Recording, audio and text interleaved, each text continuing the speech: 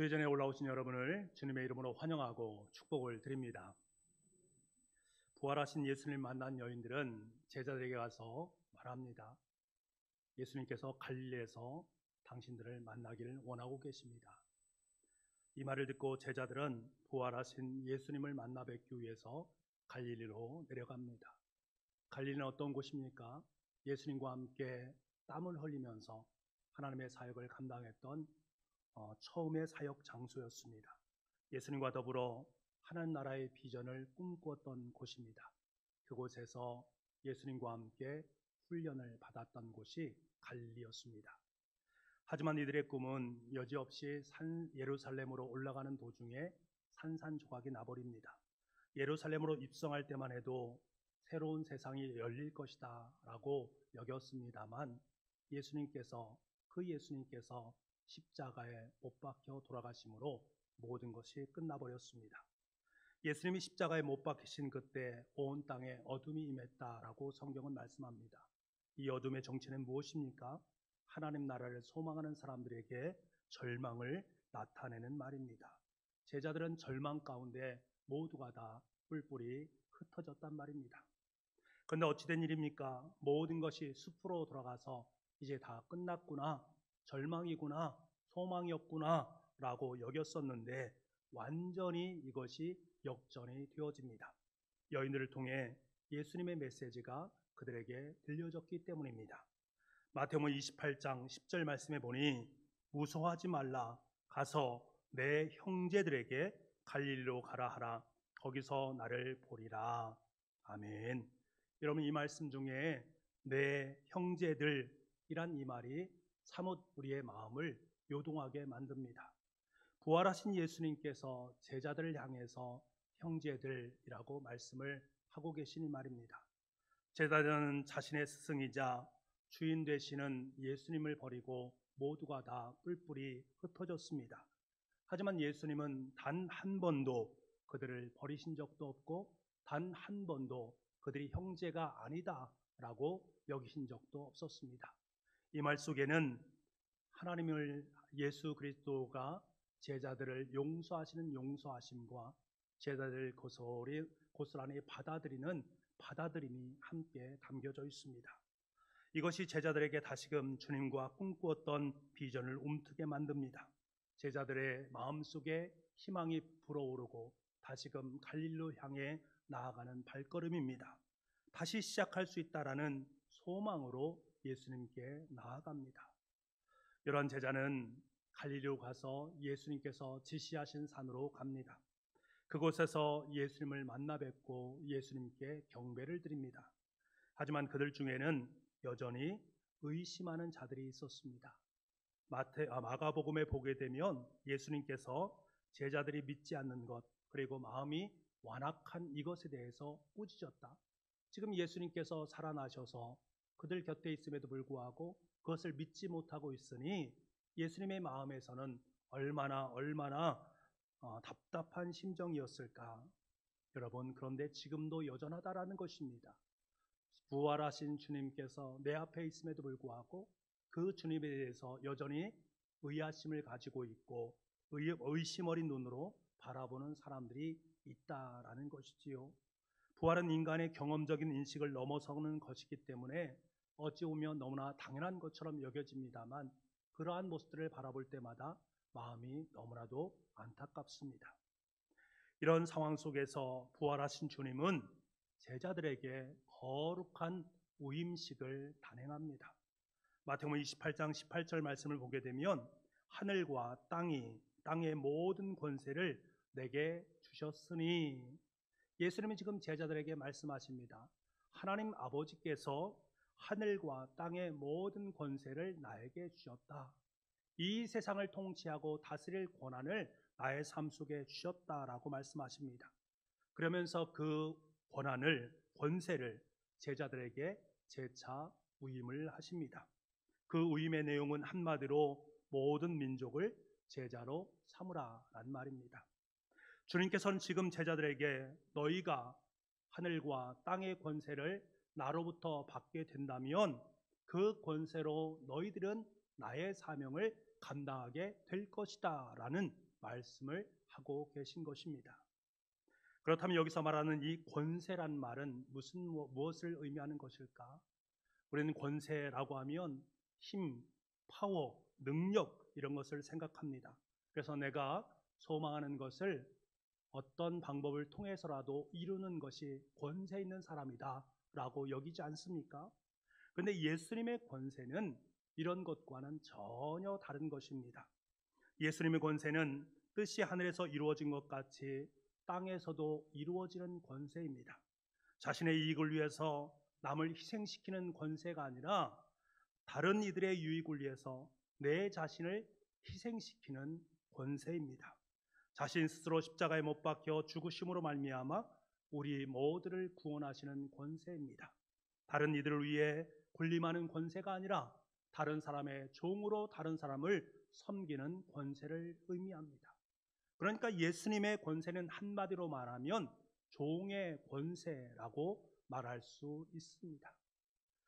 오늘날 교회들의 모습을 보게 되면 이 주님의 권세를 점점 상실해 가는 것 같아서 마음이 몹시 안타깝습니다. 교회는 너무나 고급화되어져 가고 너무나 높아져만 갑니다. 예수님의 권세를 마치 예수님 당시에 바리새인 서기관들이 가졌던 권세로 여기면서 그 모든 특권을 누리면서 살기를 원하고 있습니다. 예수님 왕이시면서도 도리어 가장 낮은 종의 길을 걸었는데 여전히 왕의 자리에 앉아서 특권을 누리는 몇몇 그리스도인들의 모습을 만나보곤 합니다. 심심치 않게 보도를 통해서 목사들이 자신의 위치를 이용해서 부정한 일들을 자행하는 모습을 보곤 합니다. 교회 속에서 여전히 성공을 최고의 가치로 여기면서 더 많이, 더 높이, 더 크게를 외치는 모습들을 보게 됩니다. 여러분, 그런데 이것은 예수님의 권세와는 하등 관계가 없습니다. 자기를 부인하고 주님의 십자가를 짊어지는 것입니다. 스스로 자신을 희생하고 섬기는 종의 모습입니다. 이것이 예수님께서 우리에게 말씀하시는 권세요, 우리의 삶 속에 덧입혀 주신 권세입니다. 우리가 복음서를 읽다 보면 예수님의 부활의 이야기를 듣고 그 이야기를 보면서 예수님의 제자들의 모습을 보면서 우리는 당혹감을 갖게 됩니다. 베드로와 요한은 예수님의 무덤으로 달려갔는데 그 무덤이 비어있다라는 모습을 보면서 다시금 자신들이 거하고 있는 골방으로 돌아갑니다. 도마는 주님의 손과 옆구리에 손을 넣어보지 않고는 부활하신 주님을 믿지 못하겠다라고 말하고 있습니다. 엠마오로 가던 제자들은 예수님께서 곁에서 말씀하고 계심에도 불구하고 그분이 예수 그리스도시다라는 사실을 전혀 알지 못했습니다. 그런데 이들은 하나같이 부활하신 주님을 만난 후에는 그들의 삶의 자리가 변하게 됩니다. 그들은 예수님을 따르는 인생이 되어집니다. 골방에 숨어있던 제자들은 세상으로 나아가 십자가에 달리신 그분이 바로 우리의 구세주가 되신다라는 사실을 외쳤습니다. 세상이 버린 예수가 바로 하나님의 아들이시고 하나님께서 그를 살려내셨다라고 선언을 합니다. 부활한 주님을 만난 제자들은 하나같이 일어서서 주님을 따르는 자가 되었습니다. 하나같이 일어서서 주님을 따르면서 주님의 그 마음을 품고 주님의 제자로 살아가는 사람들이 되었습니다. 어떻게 이것이 가능했을까? 주님께서 그들에게 허락하신 하늘과 땅의 권세 덕분입니다. 그 거룩한 권세를 위임받은 제자들은 시련과 박해 속에서도 전혀 굴하지 아니하고 이웃을 향해서 복음을 선언했습니다. 이웃을 위해 예수님의 참된 증인을 자처했고 이웃을 위해 스스로 주님의 종이 되었습니다. 사랑하는 성도 여러분, 우리도 제자들과 동일하게 부활하신 주님을 만났습니다. 부활하신 주님께서는 저와 여러분의 두 손에 하늘의 권세와 땅의 권세를 허락해 주셨습니다. 그러니 우리의 손에는 이 주님의 권세가 들려져 있습니다. 이제 우리도 일어서서 우리의 주님을 따라가야만 합니다. 이제 우리도 우리의 이웃을 위해 부활의 증인으로 이웃을 섬기는 주님의 종으로 이 땅의 삶을 살아가야 됩니다. 이것이 바로 주님께서 우리에게 허락하신 권세의 의미입니다. 그렇다면 이를 위해서 가장 중요한 것이 무엇일까? 오늘 주님께서 우리에게 사마리아인의 비유를 통해서 하늘의 권세와 땅의 권세를 가진 사람들의 그 마음이 어떠해야 되는지를 분명하게 말씀해 주고 계십니다. 한 율법 교사가 예수님을 곤경에 빠뜨리기 위해서 질문하지 않습니까? 내가 무엇을 하여야 영생을 얻으리까? 그러자 예수님께서 율법에 기록된 것이 무엇이냐? 그대로 행하는 것이다 라고 말합니다. 이에 율법 교사는 내 마음을 다하며 목숨을 다하며 힘을 다하며 뜻을 다해서 하나님을 사랑하는 것이고 내 이웃을 내 몸처럼 사랑하는 것입니다 라고 답변을 드리지요. 예수님께서는 율법 교사의 대답이 옳다라고 인정합니다. 하지만 거기에 머물러 있는 것이 아니라 한 걸음 더 나아가서 내가 답변한 대로 행하라 라고 말씀합니다. 이 말에 대해서 율법 교사는 너무나 자신이 있었습니다. 평생 그 율법의 말씀을 행하면서 살아왔기 때문에 자신은 율법을 잘 지키는 사람이라고 여겼기 때문에 그렇습니다. 그러한 자신을 자랑하듯이 예수님께 또 다른 질문을 하게 됩니다. 내 이웃이 누구입니까? 라고 질문합니다. 이때 예수님께서는 사마리아 비유를 통해서 그에 대해서 답변을 하십니다. 어떤 한 사람이 예루살렘에서 여리고로 내려가다가 강도를 만나게 됩니다. 소유물을 다 잃게 되고 자신이 가진 것 다 잃어버리게 되고 겉옷까지도 빼앗기게 되고 거의 죽을 지경이 되도록 맞았습니다. 그래서 이제 죽음에 직면한 상태 속에 놓여 있습니다. 이 모습을 지나가던 제사장이 보았습니다. 그럼에도 불구하고 그는 그 자리를 떠났습니다. 그 외 레위인도 똑같은 광경을 목격했습니다만 그 사람 또한 그 자리를 떠나버렸습니다. 그러나 때마침 그곳을 지나가던 한 사마리아인은 강도 만난 그 사람을 치료해주고 그 사람을 여관까지 데려다 줍니다. 다음 내려주자 여관 주인에게 2데나리온을 주면서 이 사람을 잘 보살펴 주십시오. 그리고 돈이 더 든다면 내가 오다가 당신에게 그 돈을 드리겠습니다 라고 말합니다. 이 비유를 율법사에게 들려주신 예수님께서는 그에게 묻습니다. 이 세 사람 중에 누가 강도 만난 자의 이웃이 되겠느냐? 주님께서는 당시 바리새인들, 유대인들이 가지고 있던 이웃에 대한 개념을 그것이 잘못되었다라는 사실을 일깨우기 원하셨습니다. 바리새인들의 이웃은 자신의 동족이었던 유대인들에게만 한정되었습니다. 사마리아인이라든가 이방 사람들은 이웃이라고 여기지 않았단 말입니다. 율법 교사 또한 똑같은 틀을 품고 있었습니다. 그러니까 지금까지 유대인을 위해서 자기는 최선을 다했다. 그 이웃된 유대인을 위해서 율법을 잘 지켰기 때문에 나는 대단한 사람이다 라고 자랑하고 있는 그의 모습인 거예요.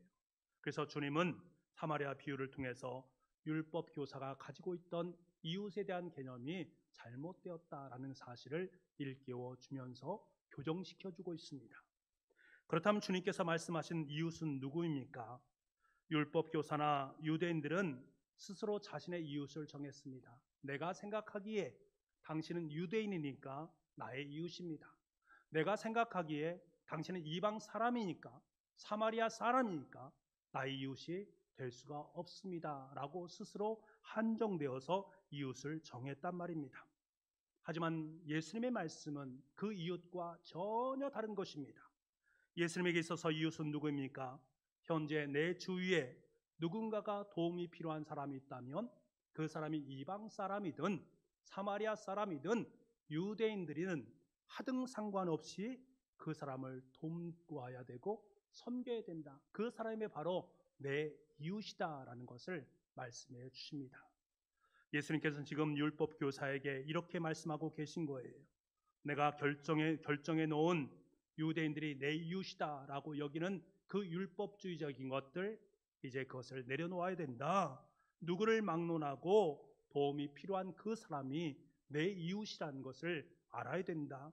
지금까지 여겨왔던 이웃에 대한 생각을 다 내려놓고 도움이 필요한 사람, 이방 사람이라도, 사두마리아 사람이라도, 너와 전혀 관계없는 사람이라도, 너를 해코지 않은 사람이라도 그를 돕고 섬길 수 있어야 된다. 그들에게 관심을 갖고 사랑을 실천할 수 있어야 된다. 그들이 너의 진정한 이웃이다. 주님께서는 지금 이 시간에 저와 여러분에게 동일하게 묻고 계십니다. 여러분 주위에 이웃은 과연 누구입니까? 그 누군가가 여러분의 눈에 들어온다면 그는 바로 하나님께서 여러분에게 보내주신 여러분의 이웃이다. 그 누군가의 필요를 채워줄 의무가 우리 가운데 있다라는 사실을 알아야 됩니다. 주님께서 저와 여러분에게 말씀하십니다. 그 사람에게 도움을 주어라. 그러면 너도 살고 그도 살게 될 것이다. 인도에서 가장 비천한 신분인 수도라 계급이었던 나스트라 만지라는 사람이 있었습니다. 근데 그 아내가 산에서 일을 하다가 그만 굴러떨어져서 이제 많이 다쳤습니다. 그런데 치료할 병원과 약이 없음으로 말미암아 시름시름 앓다가 그만 그 여인이 죽음을 맞이하게 됩니다. 그가 사는 곳은 88km 돌아가야만 읍내병원으로 갈 수 있는 오지에 살았습니다. 그 마을의 뒷산 칼바위산이라는데 그 산이 너무나 험준하고 높기 때문에 그곳을 통과해야만 읍내로 갈 수 있는데 그곳을 통과하지 못하고 빙 둘러서 88km를 가야만이 큰 마을과 병원을 만날 수 있었습니다. 그러니까 다친 후에 어쩔 수 없이 그 자신의 부인이 죽음을 당할 수밖에 없게 된 것이지요. 만지는 아내의 장례를 치르자마자 망치 한 자루와 정 하나를 들고 칼바위산을 쪼개기 시작합니다. 그의 행동을 보면서 사람들은 미쳤다. 어떻게 저럴 수 있는가? 아내를 잃고 났더니 저 사람의 정신이 나갔나 보다 라고 사람들은 여겼습니다. 그러면서 그를 한 사람도 도와주지 않았습니다. 그런데 마침내 기적이 일어나게 됩니다. 양손에 망치와 정을 들고 바위를 깨뜨리기 시작한 지 약 22년이 지난 후에 그 칼바위산을 통과하는 길이 열리게 되었습니다. 총 길이 915m, 평균 너비 2m에서 3m, 깊이는 최고 9m가 되는 큰 바위를 파내서 낸 길이 그곳에 열리게 되어집니다. 홀로 바위를 쪼개 길을 내기 시작한 지 20년 후반으로부터 시작돼서 22년이 지난 후니까 그의 모습은 정말로 볼썽사나운 궁상맞은 한 늙은이의 모습으로 변해 있었습니다. 마을 사람들은 무려 88km를 돌아가야만 했던 그 읍내를 이제 자전거도 타고 수련소에도 가지면서 그것을 기쁨으로 통과했습니다. 뒤늦게 인도 정부에서는 상금과 훈장을 둔다고 그에게 찾아왔습니다만 그는 단호하게 그것을 거절합니다. 그러면서 말합니다. 나는 내가 할 일을 했을 뿐입니다. 이런 만지는 작은 체구에 궁상스럽기 짝이 없는 가난뱅이 늙은이였습니다. 사람들은 그를 무시했습니다. 미쳤다라고 말했습니다. 하지만 그는 가장 아름다운 사람으로 가장 아름답게 그들의 마음속에 남겨지게 됩니다. 자신의 아내를 잃은 현실 속에 낭망할 수 있고 좌절할 수 있습니다. 그를 치유하지 못했기 때문에 사회적으로 분노할 수 있습니다. 하지만 그것을 다 내려놓고 그의 눈은 도리어 그의 이웃을 향하고 있습니다. 그의 이웃을 바라보면서 그들에게 좀 더 유익을 안겨주기 위해서 그날부터 손에 망치와 정을 들었던 것입니다. 그것이 기적의 역사를 일구게 되어진 것입니다. 만지는 이 시대의 참된 그리스도인 사마리아 사람의 모습입니다. 여러분, 우리는 인도의 다스트라 만지와 사마리아 비유를 통해서 주님께서 우리에게 하늘과 권세, 하늘과 땅의 권세를 가지고 있는 우리 그리스도인들에게 들려주고 싶은 주님의 음성이 있습니다. 사실 우리는 예수님의 말씀에 등장하는 이 제사장들과 레위인을 바라보면서 야, 그들의 삶이 잘못된 삶이야. 어떻게 그럴 수 있어? 라고 매도할 수 있습니다만 사실은 그럴 수 없습니다. 왜냐하면 우리도 똑같은 상황이 닥치게 되면 우리도 강도 만날 것을 염려해서 그 자리를 빨리 피하는 것이 상책처럼 여기는 우리의 모습을 만나기 때문입니다.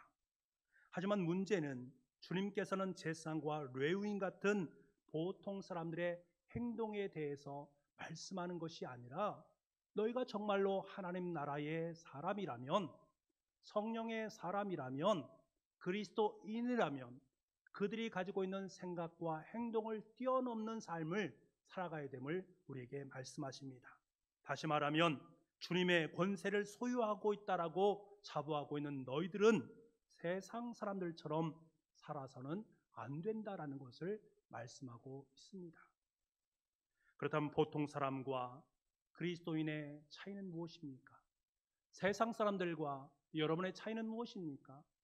아니, 사랑하는 북북교회에 속한 성도 여러분과 세상을 살아가는 사람들과의 차이는 무엇입니까? 다른 것이 아닙니다. 이 심장에 있습니다. 심장. 사마리아인의 심장과 제사장과 레위인의 심장은 달랐습니다. 이 심장이 어디를 향하고 있습니까? 그리스도인의 심장은 이웃을 대하는 마음으로 향하고 있습니다. 성경은 사마리아 사람의 소유한 이 심장이 바로 예수 그리스도의 심장을 닮았다라는 것을 강조하고 있습니다. 강도 만난 사람을 불쌍히 여기는 긍휼의 마음이 그 가운데 있었고, 그 마음이 바로 주님의 마음이다라는 것을 일깨워 주십니다. 예수님의 심장은 한마디로 긍휼이라고 말할 수 있습니다. 여러분, 긍휼이 무엇입니까? 속내장까지 흔들리도록 불쌍히 여기는 마음입니다. 한 사람이 있는데 그의 영혼을 바라보면서 너무나 불쌍한 거예요. 예수 그리스도를 믿음으로 고백하지 못하고 살아가는 그의 영혼이 너무나 불쌍한 것입니다. 내 창자가 끊어지는 그 마음을 가지고 불쌍한 그를 위해서 기도하고 애쓰고 수고하고 섬기는 것이 진정한 긍휼입니다. 지금 주님께서 자비를 베푼 사마리아 비유를 우리에게 말씀하신 그 이유가 무엇입니까? 너희도 이 마음을 품으라. 너희가 그 마음을 가져야 된다. 부활의 주님을 만나서 하늘과 땅의 권세를 소유하고 있다라고 말만 하지 말고 그 긍휼의 마음을 품고 네 인생 속에 그에 합당한 삶을 살아가는 참된 그리스도인이 되라라고 우리에게 말씀하고 계신 것입니다. 여러분, 복음서를 보십시오. 예수님께서 행할 때마다 이 단어가 꼭 등장합니다. 마태복음 9장 36절의 말씀에 보면 주님께서는 하나님을 알지 못하고 살아가는 우리들을 바라보면서 민망히 여겼다라고 말씀하십니다. 이것이 바로 긍휼입니다.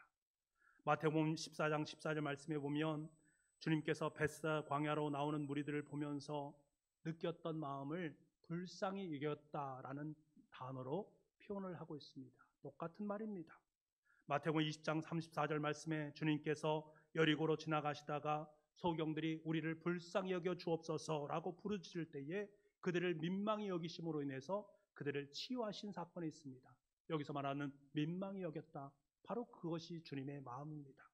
누가복음 1장 78절 말씀에 우리가 구원받은 것은 우리 하나님의 긍휼로 말미암은 것이다 라는 말씀하십니다. 누가복음 7장 13절 말씀에 나인성 과부의 슬픔을 보셨을 때에 주님께서는 그녀를 불쌍히 여기셨다라고 말씀하십니다. 여러분, 성경을 보십시오. 그 성경 말씀에 주님의 말씀이, 주님의 마음이 가득 차 있음을 봅니다. 그 주님의 마음은 온통 긍휼로 가득 차 있음을 보게 됩니다. 여러분, 저와 여러분을 향하신 주님의 마음은 바로 긍휼의 마음입니다. 늘상 변하지 않는 그 마음, 목 잡는 양같이 각기 제 길로 걸어가는 우리를 향해서 긍휼의 마음을 가지셨고, 죄로 인해서 더 이상 정상적인 생활을 할 수 없다라고 판단하신 그분께서 십자가에 못 박혀 돌아가심으로 우리를 긍휼히 여기셨습니다. 부활하신 이후에도 자신을 배반하고 모두 떠나버린 제자들을 향해서 다시금 갈릴리로 그들을 부르시고 그들에게 놀라운 사명을 허락하신 것, 그 이면 속엔 긍휼의 마음이 있었습니다. 이 마음이 곧 주님의 마음입니다. 사랑하는 성도 여러분, 부활하신 예수님께서는 저와 여러분에게 하늘의 권세와 땅의 권세를 허락하셨습니다. 왜 이 권세를 주신 것입니까? 이 주님의 마음으로 살아가게 하기 위함입니다. 그러니까 하늘과 땅의 권세를 부여받은 성도들은 주님의 마음인 긍휼을 품고 살아가야 되는 존재다. 이 주님의 마음을 품고 작은 예수의 길을 걸어가는 존재, 그러한 운명이 바로 그리스도인이다라는 것을 일깨워 주고 있습니다. 여러분, 우리는 이 마음을 품고 주의 일을 감당해야 됩니다. 이 마음을 품고 교회에서 봉사하고 우리 교우들을 섬길 수 있어야 됩니다. 이 마음을 품고 여러분의 이웃을 섬기고 사랑해야 됩니다. 이 마음을 품을 때에 주님께서 우리에게 맡겨주신 지상 명령을 감당할 수 있습니다. 이 마음이 있어야만이 성령 하나님께서는 우리의 사역을 도우실 수 있습니다. 이 긍휼의 마음을 품고 하나님의 사명을 위해서 살아갈 수 있는 저와 여러분 될 수 있기를 간절히 소망합니다. 사랑하는 북부가족 여러분, 유대인들에게 짐승 취급을 받았던 사마리아인의 가슴은 늘상 뜨거웠습니다. 주님의 심장을 닮았기 때문입니다. 반면에 성경 지식은 사마리아인보다 출중했고 성경을 줄줄 외우는 제사장과 레위인의 가슴은 차가웠습니다. 뜨거운 가슴과 차가운 가슴은 이웃을 바라볼 때에도 똑같은 눈으로 바라볼 수 없습니다. 여러분, 주님은 우리의 종교적인 외형을 보시는 분이 아니십니다. 지금 여러분이 교회에 이곳에 앉아 있다, 그것을 보시는 분이 아니라 여러분의 그 마음, 중심, 심장을 보시는 분이십니다. 우리의 심장이 주님을 닮았는가? 지금 예배를 드리는 내 마음이 주님을 닮았는가? 주님의 사명을 잘 감당하고 있는가? 주님의 사명을 향해서 불타는 열정을 이 마음속에 품고 있는가? 주님은 그것을 보십니다. 그래서 여러분, 신앙은 높은 곳으로, 우리의 마음은 낮은 곳으로 내려가야 됩니다. 주님께서 오신 마국간으로 내려가 보시기 바랍니다. 주님께서 빈들에서 가르치셨던 그 현장으로 내려가 보시기 바랍니다. 주님께서 짊어지셨던 그 가장 낮은 십자가로 내려가 보시기 바랍니다. 그리고 주님과 함께 땀 흘리며 수고했던 갈릴리로 내려가 보시기 바랍니다.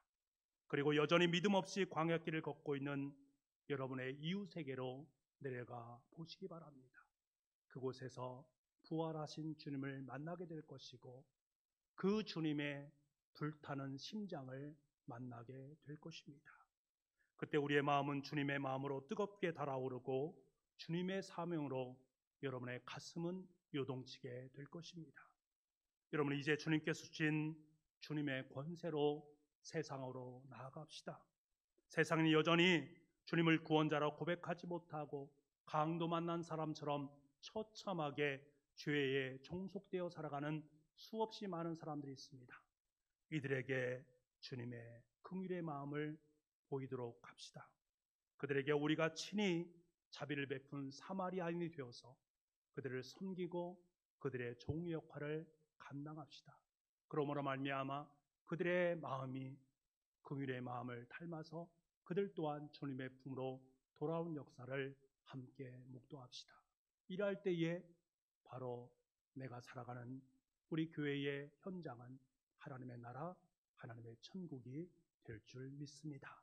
그 천국은 점점 왕성해져서 큰 하나님의 나라를 일구게 될 줄 믿습니다. 기도하겠습니다. 아버지 하나님, 우리의 마음이 주님의 마음을 담기를 원합니다. 우리의 마음이 주님의 마음으로 뜨겁게 달아오기를 원합니다. 우리의 마음이 주님의 사명으로 가슴 뛰는 마음이 되기를 소망합니다. 그래서 주님께서 베풀어 주신 선한 사마리아인의 삶이 우리가 될 수 있기를 원합니다. 선한 사마리아의 그 긍휼이 우리의 마음이 될 수 있기를 원합니다. 그래서 우리가 작은 예수로 이 땅을 삶을 살아서 이 땅을 하나님의 나라로 점점 왕성하게 만들어갈 수 있는 복된 주님의 자녀들 될 수 있도록 주님 은총 베풀어 주옵소서. 모든 말씀을 예수님의 이름으로 기도하옵나이다. 아멘.